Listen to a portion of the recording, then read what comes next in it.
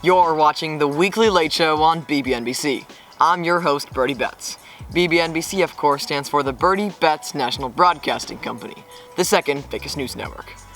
The United Arab Emirates has sent its first rocket to Mars.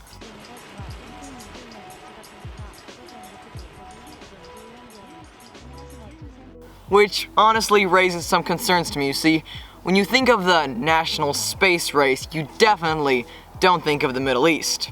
And I think what's really happening is that they just have so much money they don't know what to do with it. And when you have too much money, the only rational thing to do is send it to Mars. And it's just bragging rights. Here in the US, we have a much bigger fish to fry, and Trump posed for a Goya ad at the White House. If you don't know what Goya is, you either haven't been reading the news in the past 2 weeks, or you just don't give a beans about politics. I honestly think Trump is trying to be a little bit like Ronald Reagan, except instead of for jelly beans, he's going for the real deal. For reference, Biden posed for Goya's longtime competitor, Healthy Food, and you know those little green trees you find in your car?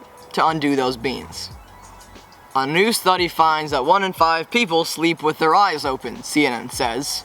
But honestly, everybody in my math class knows how to sleep with your eyes open. It's kind of an essential skill for school. If you don't know that, it's going to be very hard for you to survive, or at least survive sane.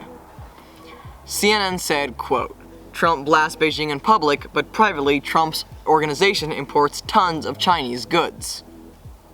Yeah. Because if you're not importing Chinese goods, you're not importing goods. There are 3 places to import goods are China, and Macau, which pretty much just imports stuff from China. Come on, CNN, you can be better than that. I honestly think CNN will trash Trump no matter what he does. If Trump were to finish a marathon in record time, CNN would complain about how much money that cost the Secret Service to get him there. Kanye had a rally where he advocated for anti-abortion for women, and that's bad, but the fact that what he said after that was even worse. He criticized Harriet Tubman for after she freed the slaves, she still gave them jobs for white people. Alright, she ran the Underground Railroad, and some freedom is definitely better than no freedom. Baseball is back in season, and me personally being a baseball fan, I'm quite excited. Baseball, the first of the Major League American sports to officially kick off their season. It's opening day in July. Simulated crowd noise from a video game the only sounds beyond the crack of the bat. And that's pretty crazy, but honestly, I think some teams should think about incorporating this in the normal season, like the Tampa Bay Rays and the Padres. They have almost 0 fans. They might actually have more fans during coronavirus. Before, it was just the photographers. Now, they have coverage, so photographers and MSNBC.